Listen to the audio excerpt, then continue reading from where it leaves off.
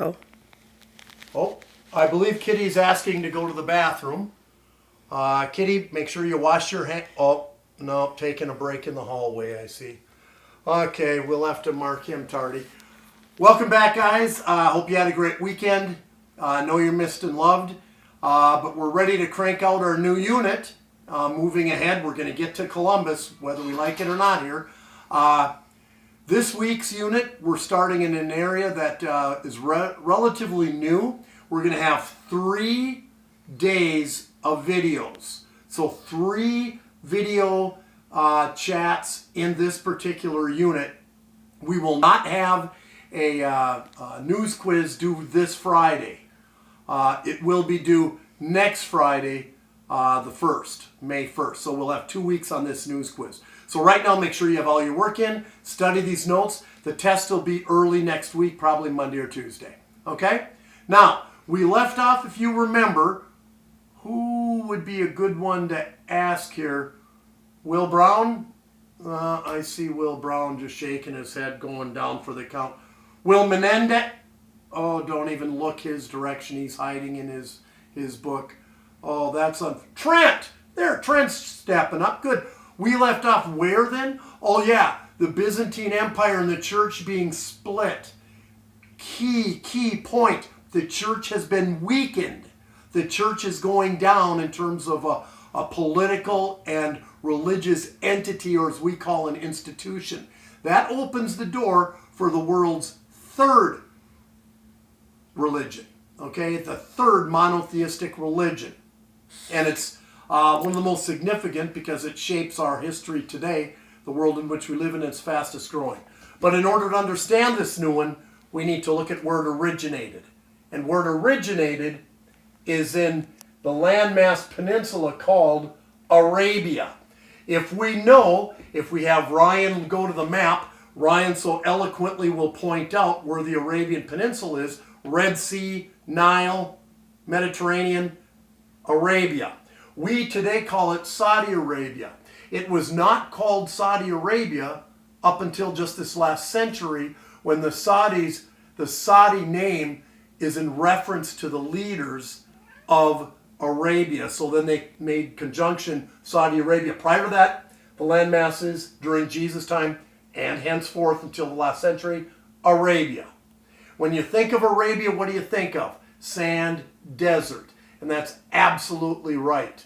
One other thing should come into your thought, and this is a good, let's see, Aiden question, or Samuel, what do you have? What else do we think of when we think of Saudi Arabia? Colette, do you have it yet? No, not yet. I'm looking around. Bo? What? He's absolutely right, guys. Oh, Bo, high five. Edwin, high five him. Oil, you're right. Okay? Arabia is a huge player in today's world. But let's look at the origins. We first see people that live there. We call them Bedouins. Bedouins are nomads. That means they don't have a set home. They're traders and travelers, and they simply travel around. Scooch your Gerald. Okay? They're called Bedouins. Okay? Nomads. And how do they travel? Do they ride giddy up on a horse? No. They ride, anybody? Sophie? Anybody? Wait a minute. Clayton back there is waking up. Mr. Clayton, would that be camels? Yes, that would be correct, just like in Jeopardy. They're riding their camels in these deserts. And where do they stay overnight? Little geography. At an oasis. Right? What's the definition of an oasis? A spring-like condition in the desert. Spring meaning not spring like now outside with the seasons, but spring being water emerging from the ground, hence provides water and nutrients and vegetation. We don't call them pack strings. If we go into the Bob Marshall, several of you, I know, Colby, have you been in the Bob Marshall? I think maybe you mentioned that once. They're not pack strings. They're called caravans, and they're taking caravans from oasis to oasis, trading and traveling at the main points. We're going to get to the main point right here next. The main trade region in Arabia is this right here. The pack strings, the caravans going through the oasis, the Bedouins, nomads, trade and travel in the Mecca. We hear that expression, Mecca. Well, we'll find out why Mecca is so special. That's the main trade route. It isn't Riyadh. Riyadh now is the political capital of Saudi Arabia. Riyadh wasn't even there when we're talking about this region of maybe 500 or 5th century. Okay, Mecca. Mecca is the trade center of Arabia. Okay, and why? What do they do when they trade there? Keep in mind, these Bedouins, they don't know anything about Judaism. They don't know anything about Christianity. But they do know something through their tradition and custom about what's in Mecca when they trade. It's like a magnet for trade. And as a result, this is what they worship. A black stone wall. I know it sounds weird, but this is just their tradition, their culture. They worship this black stone wall in the center of Mecca. That's a little structure, weird looking thing. And it contained in the black stone wall is the Kaaba. Okay? The Kaaba is a sacred stone that represents the hierarchy of God. Okay? Within the stone as well, there's other idols, 360 of them, basically accomplishing every day. But the Kaaba is the sacred stone that represents their God, the supreme being. And that God, of course, is called Allah. Allah in this region of the world is the definition word for God. Okay, Judaism and Christianity, higher power, Jesus, God. We're familiar with those Western Civ terms for God. In this region, it's Allah. Okay? It is here that we see the course of history changed, in Mecca. In 570 AD, a little tyke, an orphan was born. Little orphan, we don't know his background. He was orphaned, his name is Muhammad. Muhammad was born 570 AD in Mecca. Muhammad had a very frugal upbringing. He was not, wealthy by any means. His background is very sketchy in terms of that background. Okay? He knew, though, from living in Mecca, the trade. He learned about trade and travel. And his goal or quest was to travel these trade routes that he's heard of as a youth growing up in Mecca. And keep in mind, Mecca is the key. Why? Because when these people come and trade in Mecca, they, of course, worship the Kaaba. They worship the Kaaba. There's no Kaaba out in the desert.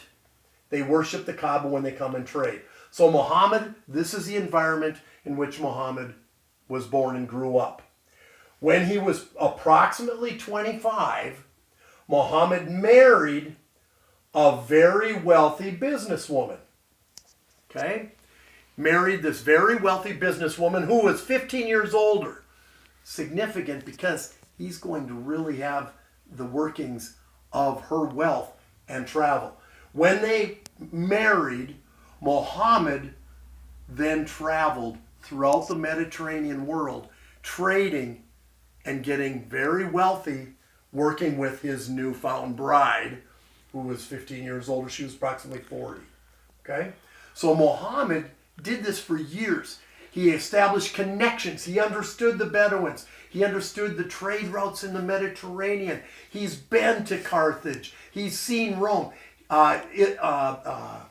Byzantium, Constantinople. He's established all those connections, and he's educated himself on the world.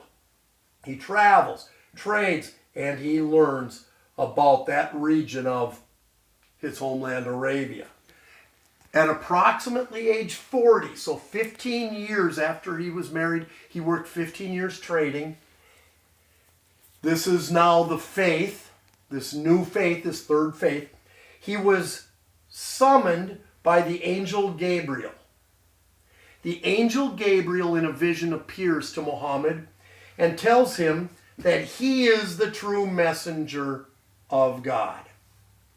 Okay? Muhammad is the true messenger now of God at age 40. He weighs all this for approximately 3 years, and 613 AD, he starts to preach in Arabia. Well, what happens is the people and the customs of this time are looking at what they know. Muhammad's saying, no, this isn't right. We don't need 360. No. There's one God, monotheistic one. And people are reluctant to embrace Muhammad. It's kind of like you can't be a hero in your own hometown, right? Ultimately, people in his hometown of Mecca were tired of Muhammad. He was forced to flee to a village outside of Mecca called Medina with his followers. He had a core group of followers that fled.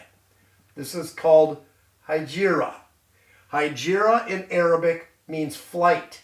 This is when Muhammad fled from Mecca to Medina to preserve his newfound monotheistic faith. What does he call this new faith? Well, of course, Evan, what is it? Islam. Very good. We can read. Very good. It's Islam. Islam means surrender to God. Okay? That's what Islam means. He found this faith. Now, what's going to happen? He's in Medina. He has a handful of followers.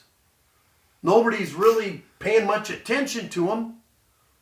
How does he get to be this leader of this newfound monotheistic faith that's taking the world in the East right now called Islam? What happens next? Stay tuned for video 2, guys. Thanks.